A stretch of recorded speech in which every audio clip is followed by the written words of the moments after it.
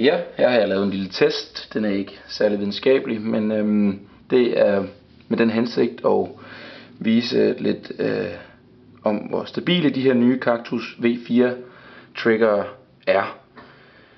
Der er 1, 2, 3 dioder, altså en på hver enkelt modtager. Det er sådan, at hver gang jeg trykker på senderen herover, så lyser de alle tre.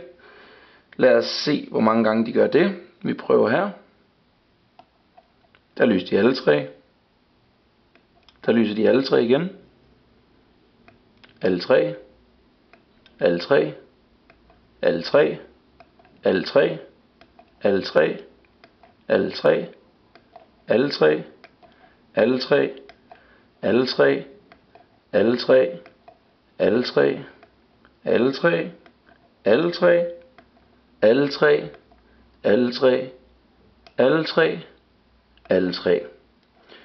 Man må sige, det var jo forholdsvis stabilt. Jeg vil nu prøve at bevæge mig 5 meter væk fra modtagerne for at se, om det igen er samme stabilitet.